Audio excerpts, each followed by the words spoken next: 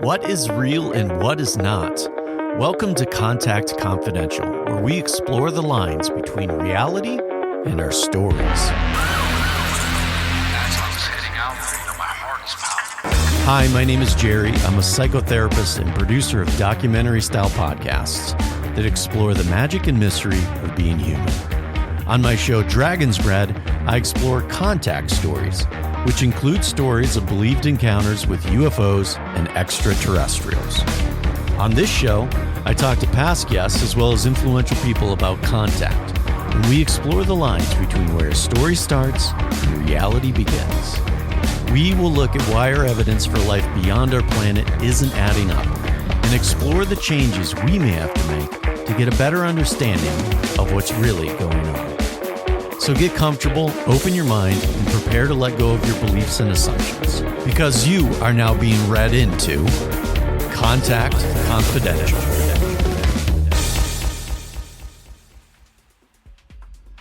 There he is.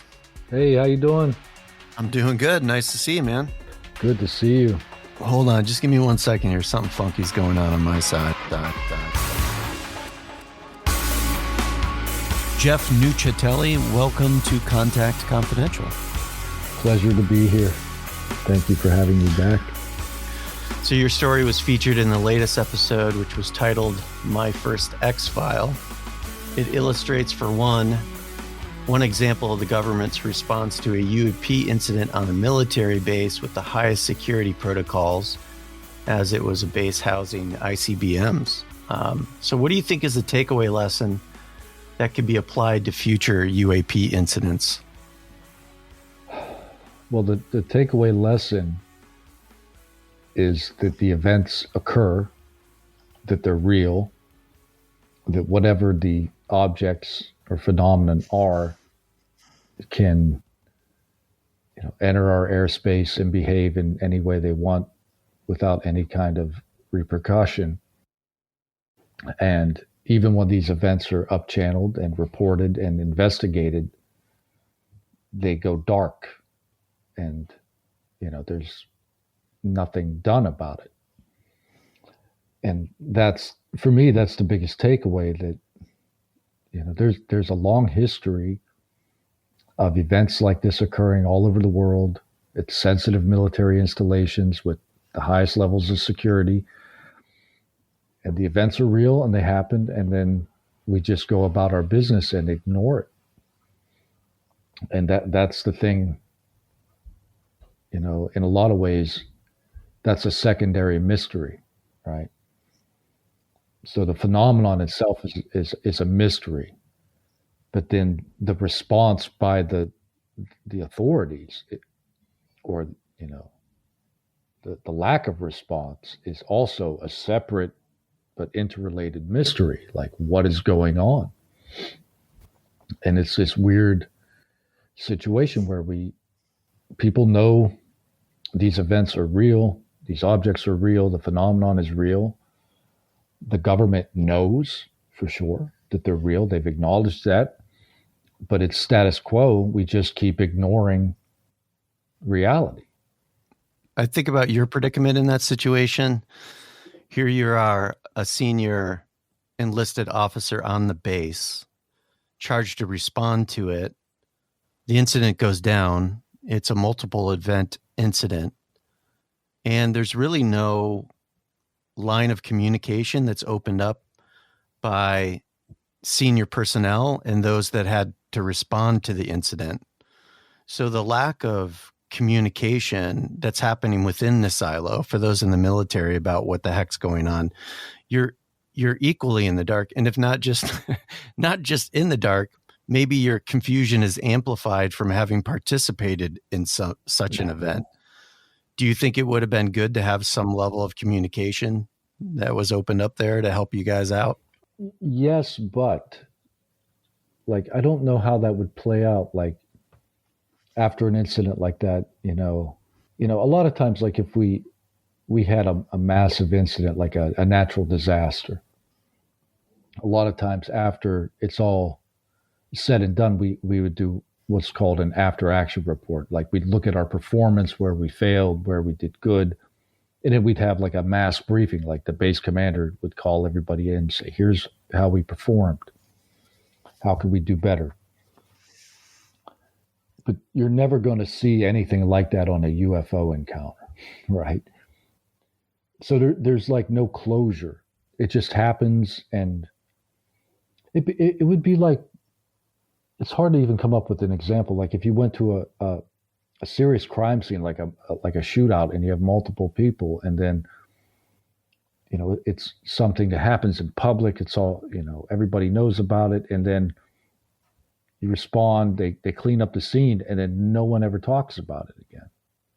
It would be like the victim actually disappears, and the investigators trying to make sense of the disappearance of a body with no conversation on the other side of it. Yeah, and that's what I mean. You have this duplicity of mysteries, right? Like you have a mysterious event, and then the response is a mystery. Can I get you to talk to that for just a second? The ambiguity around all of this, the aversion to talking directly to what we don't understand with those that are involved in incidents like that. Mm-hmm. What do you think the government's aversion is, and even the military's aversion to stepping into a room and saying, hey, we know you all might be confused, but here's what we do and we don't know about the topic? What do you think the aversion is to just having open, straight, and direct dialogue like that? I think it's a multifaceted issue. I think there's first just the typical way that the military in particular operates. Everything's a secret. Everything's need to know. But then, right. But I think it's deeper than the stigma. The stigma is definitely a part. Even during the events that I was part of, people didn't want to talk about it. The thing that worries me is there's some deeper level that is more terrifying about the phenomenon that maybe the government does know. They do have more information about what the phenomenon is. And that's what I worry about, that on some level, people like me that are advocating for disclosure are on the wrong side. And maybe there's a very, very good reason to keep it secret at all costs. That's a bugaboo of human psychology, is where there's uncertainty, we like to interject a monster. I'm with you that the not knowing is terrifying, but the notion that there could be something potentially malevolent here going on that the government doesn't want to talk to is even scarier.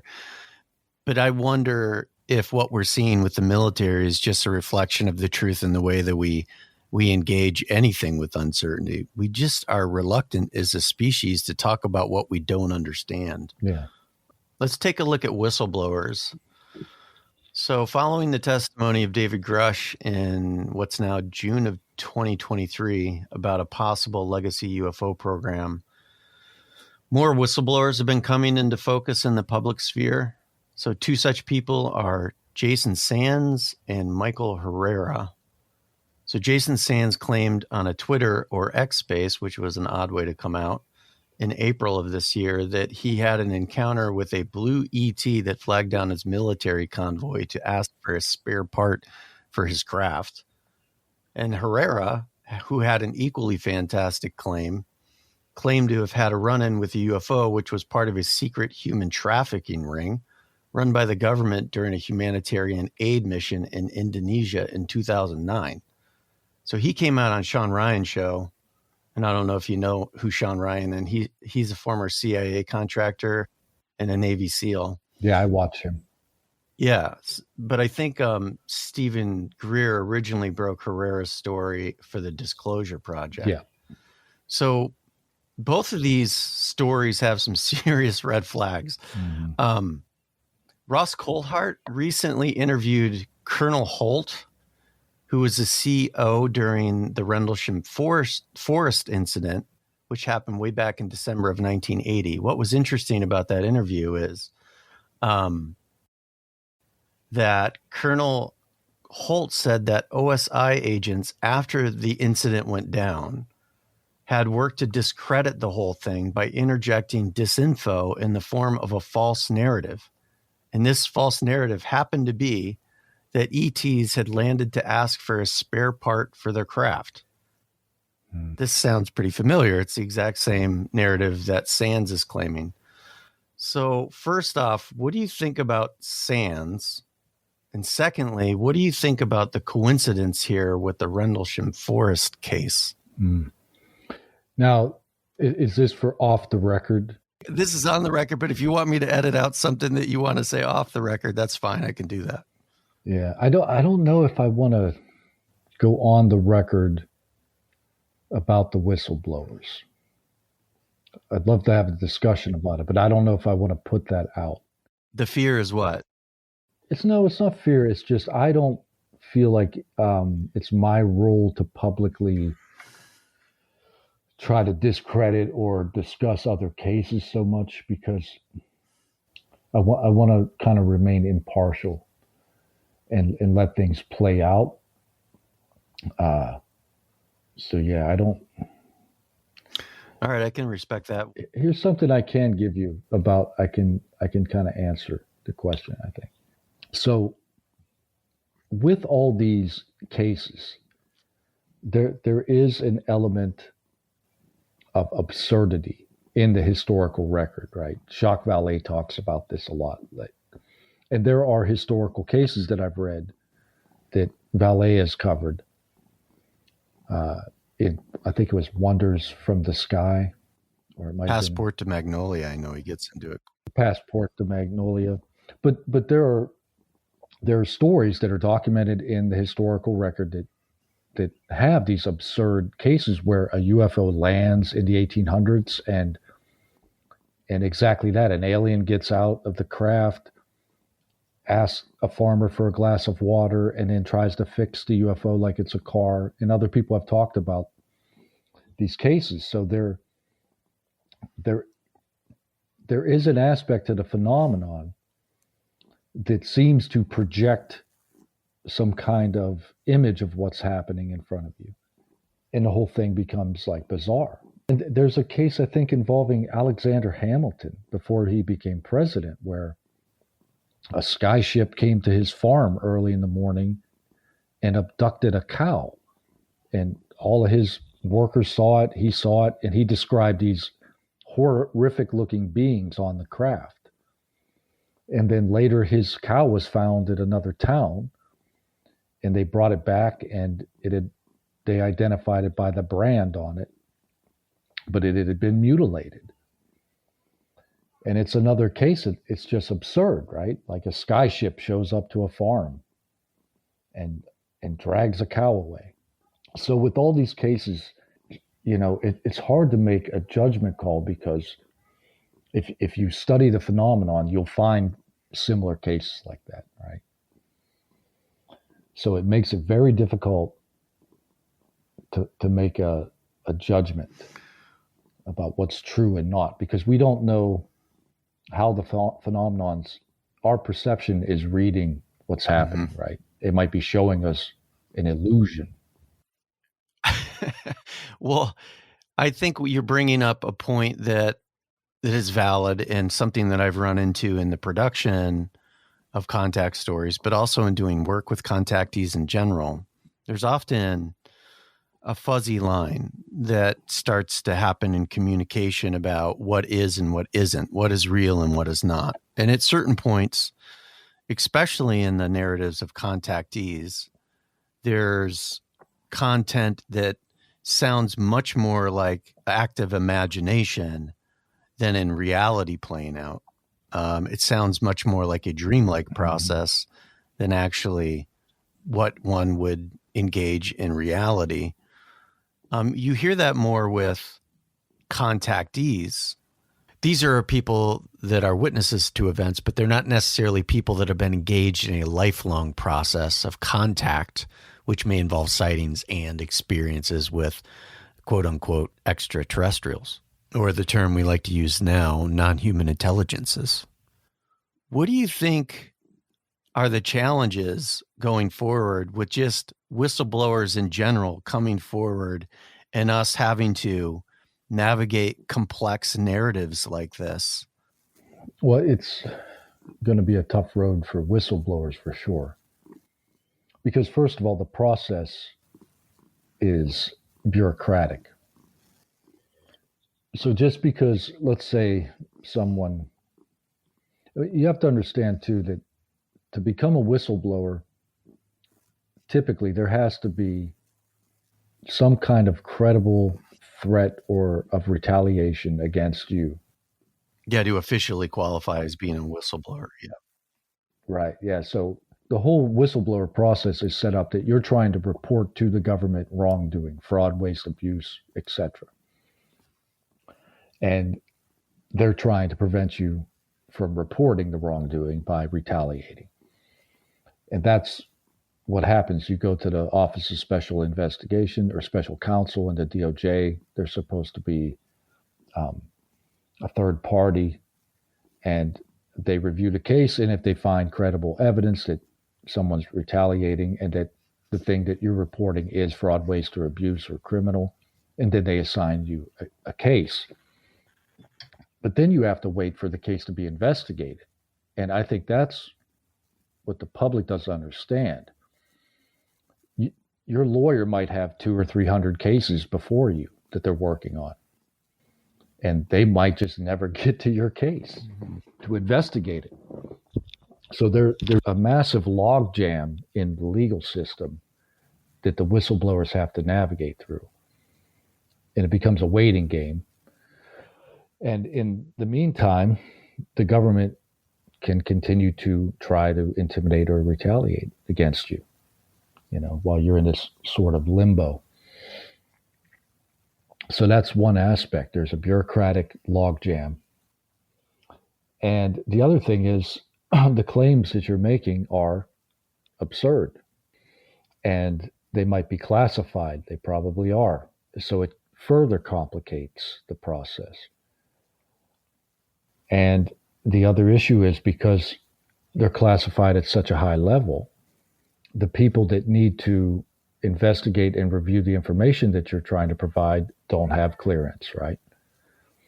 So you might try to get this information to a congressman, and the intelligence community tells the congressman you're not allowed to see it.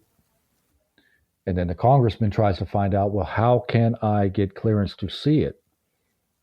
But the process is so convoluted that the intel community can't even tell the congressman who to talk to get clearance, right? Right. So when you're dealing with these special access programs and things like that, you're reliant upon the system, and the system can change the rules or dictate the way the game is played. Well, it's definitely a dimension of it is what is the complexity of having to navigate the bureaucracy of all of this. Two is there's a duality to this. There is the claims, and then there's the actual proof.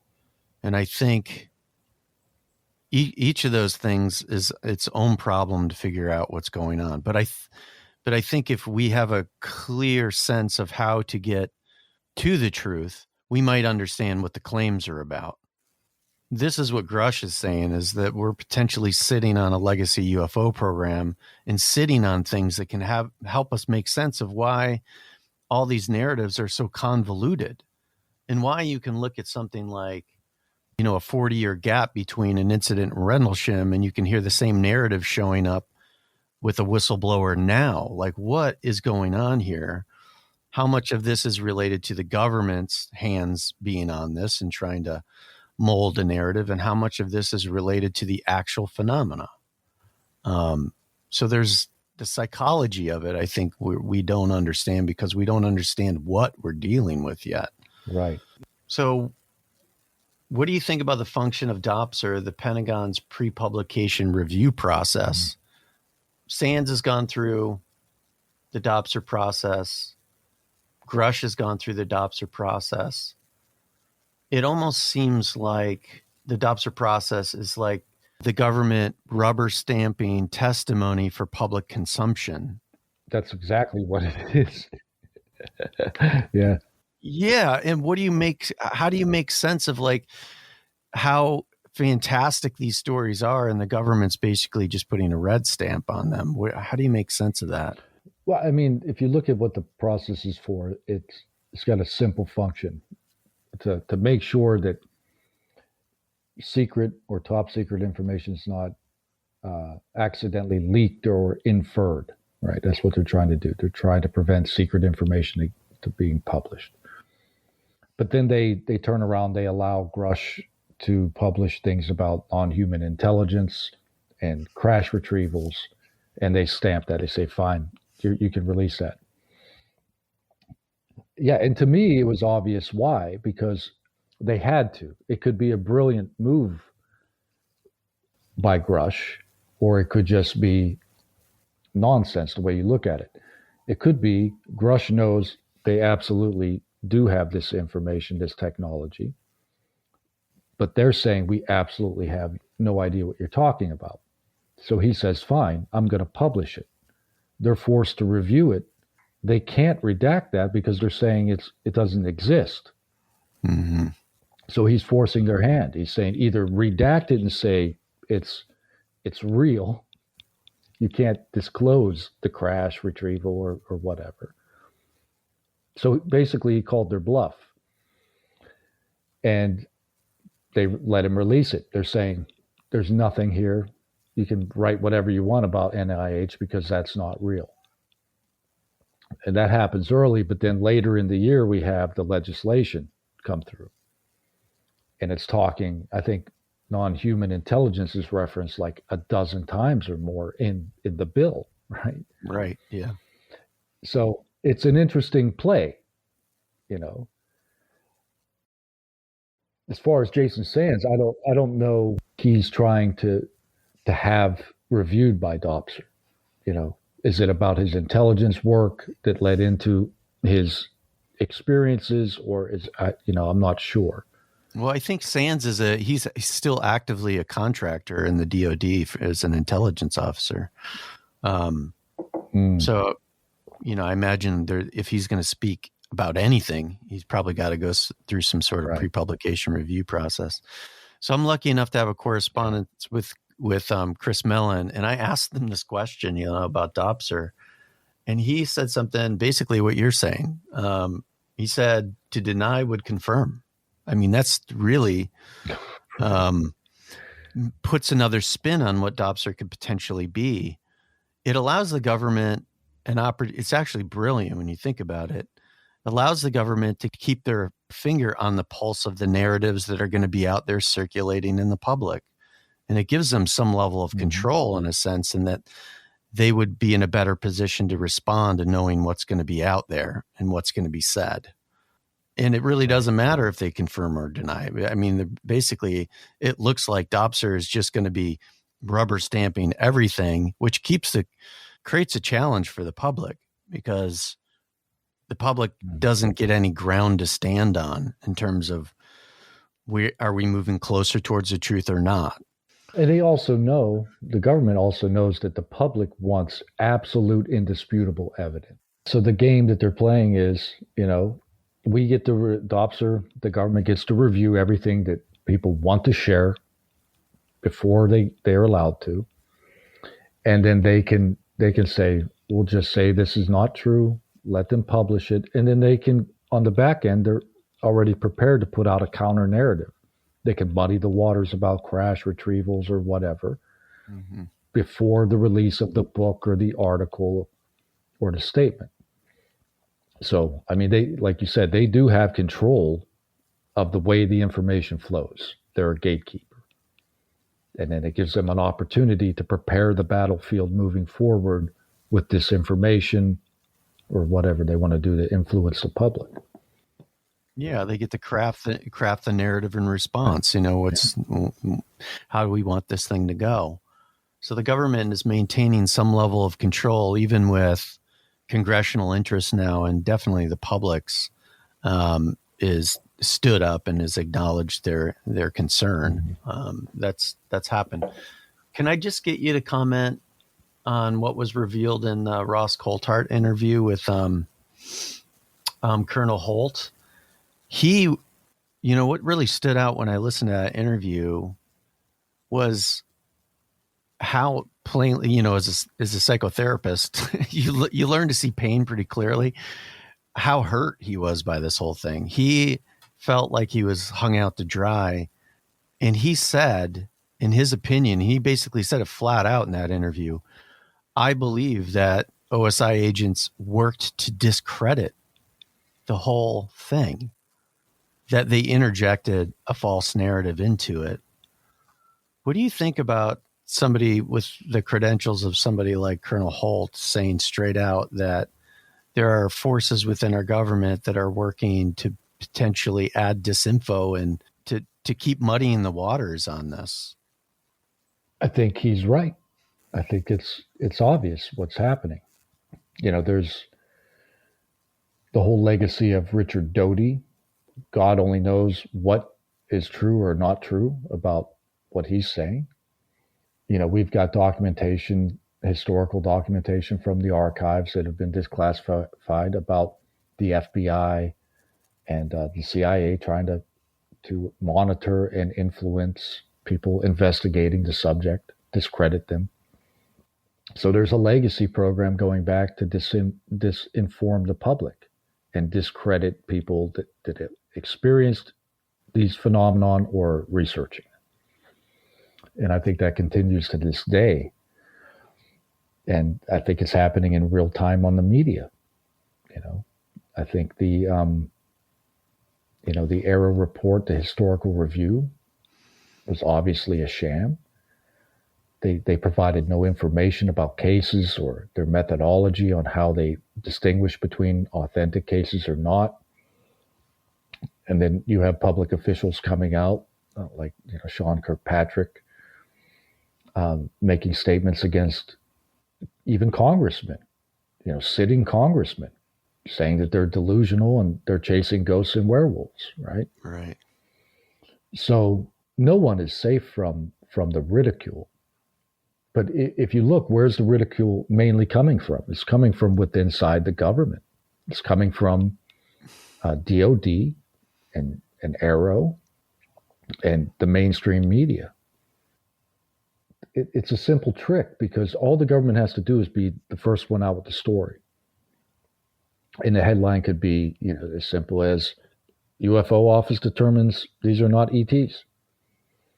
And the vast majority of the public will see that and be like, case closed. They won't even need to click on it. Good enough. I think there's a couple things about what you're talking about. One is the concern that raises, because it starts to feed into some really unhealthy narratives that are going on in our society, which really boil down to can we trust the government? Which, potentially works at the fabric of security of our entire experiment here. It's really problematic. But, like with people like Colonel Holt coming out, you can see, just as you said, that clearly nobody's safe from this. And that's concerning, seeing that there's aspects of our government that are willing to put the integrity of people that have dutifully worked their entire lives to serve this country at risk. They're just playing with that.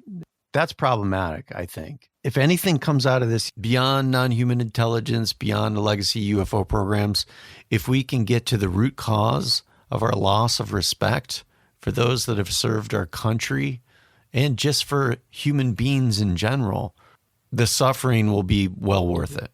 Yeah. So it's really put the onus for change regarding this subject, for the truth. The onus has kind of been shifted to the public. Mm-hmm. Even with the momentum that's been created around Grush, you can still see that the public's now having to take a more active role, and they are. We have people in the public sphere now, like Jeremy Corbell, that the media are now utilizing to really determine where the direction of truth appears to be headed. Right. I think that's where all the hope lies. In the modern age with the internet and social media, the public there can be grassroots coordination and interest. Mm-hmm. And that public interest has pushed scientists to get involved, credible, well-established top of their field scientists who are now actively investigating the phenomenon. And back to the point about Colonel Holt, the way that those people were treated over the years is what really motivated me to report my incident. Over the years, these stories would come out, and they were like exactly what happened at Vandenberg.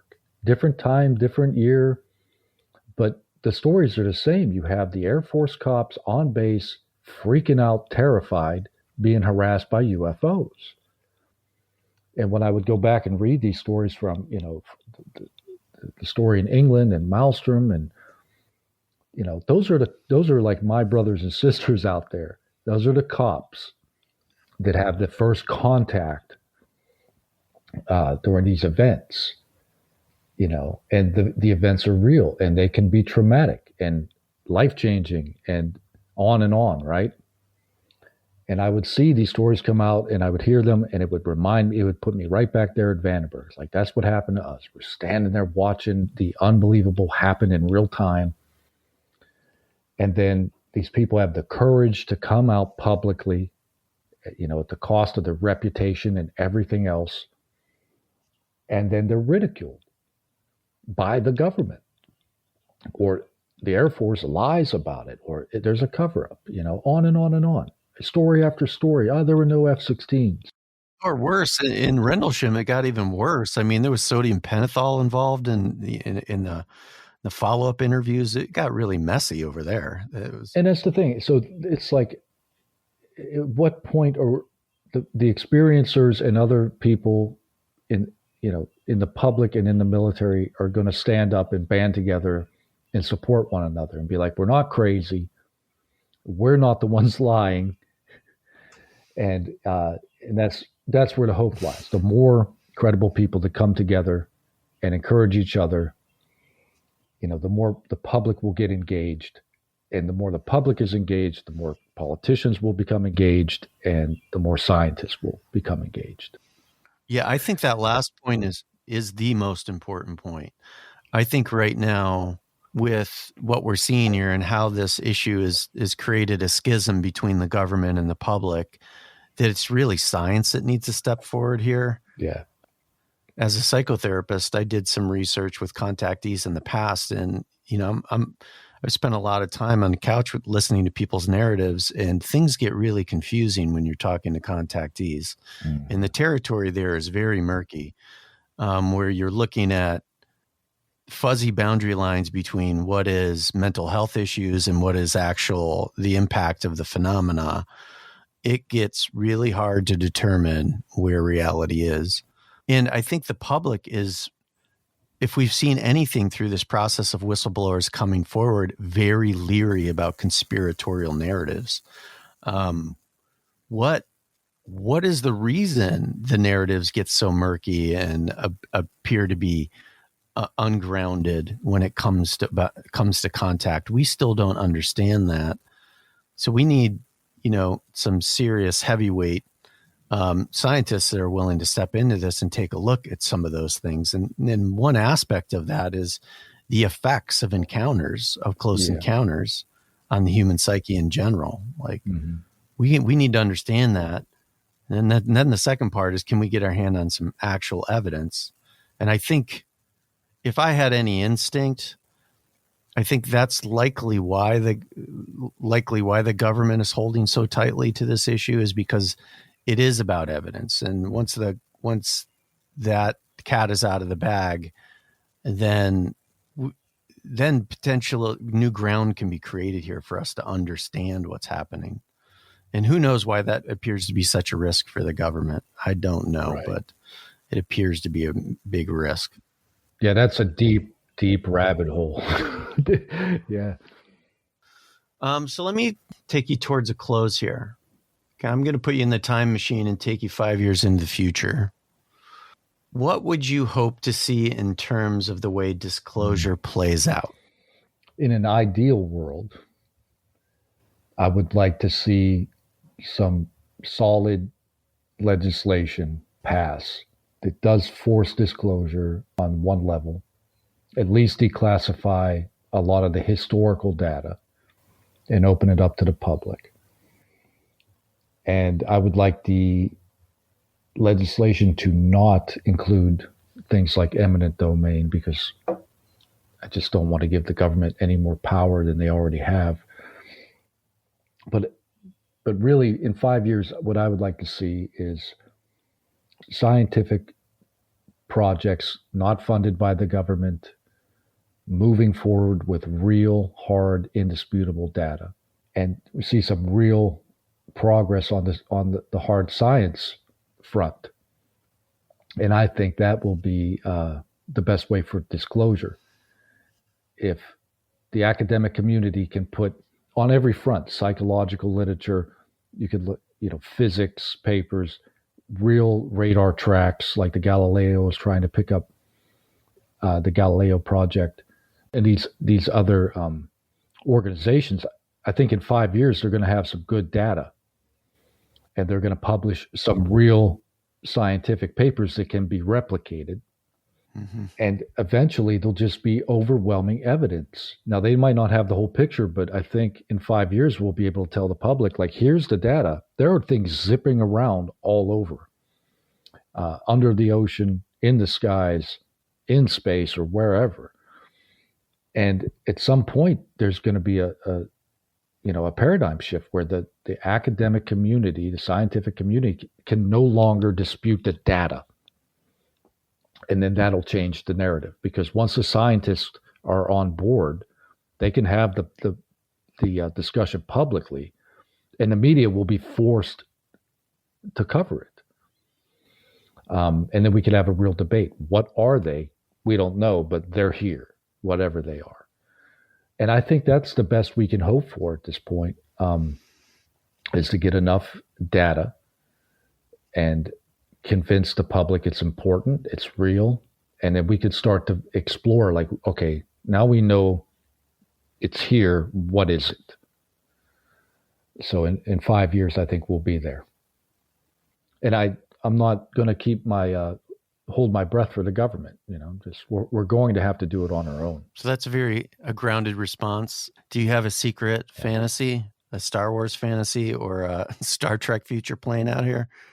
Well, yeah, I would love it to be. I had this thought a while back where they were talking about, Bigfoot, and then I saw something where Bigfoot's supposed to be related to UFOs, and I'm like, okay. But then I had this thought, and it was after I forget his name, the Israeli, is it?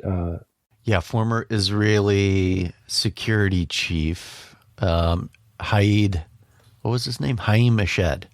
Yeah, but he was talking about this galactic federation. I'm like, oh my God, what if it's as simple as that? Like, we're either in Star Trek or Star Wars, pick one. Right. I'll go with Star Wars. And maybe, and the thought I had was, maybe the Bigfoots are just a Wookiee that crashed, and he's trying to fix his hyperdrive, and he's out in, like, somewhere in Canada, running around in people's sheds trying to find parts, right?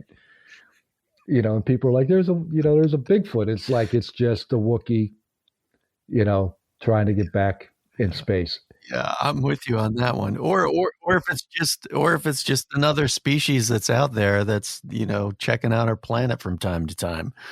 I'm kind of with you. What is when you really think about how fantastic the narratives have gotten with our tendency to lie and to exaggerate and to obfuscate and distort. Why is the idea of a Star Trek future so fantastic? I don't really think it sounds that fantastic to believe that we are one planet in a galaxy with 100 billion planets, and we're considered a middle-sized galaxy in a universe with an estimated 20 trillion galaxies. Is it really that fantastic to think that there might be other species out there that might just come and visit? Probably, that would be a very simple fix for things, I think. Yeah. And it could be that simple, Yeah. It really could be that the universe is old enough to where someone had time to figure it out. They've been around long enough, and somebody built a hyperdrive, and it's just like us jumping in our car, and every once in a while they pop in, and Sometimes they break down. Sometimes they break down. Sometimes they monkey with stuff. Sometimes they mess with the inhabitants because we're not quite capable of like seeing them clearly. It makes sense.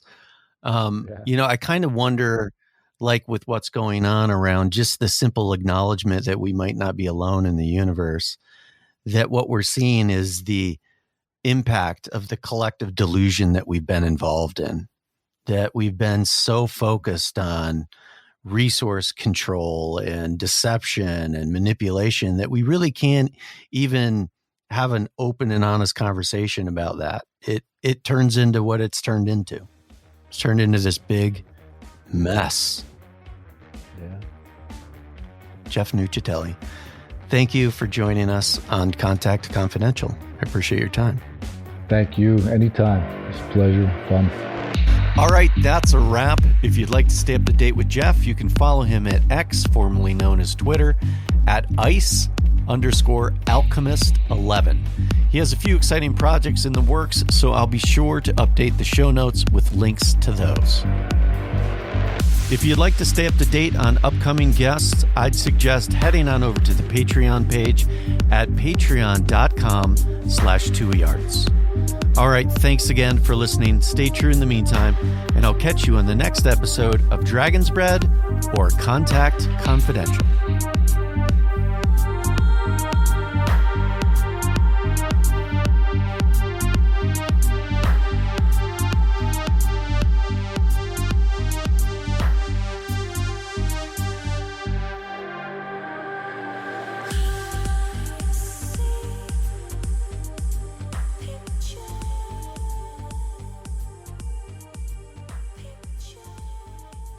All right, so now we're off. You're off the record. Yeah, let me plug my computer in real quick. Hang on. So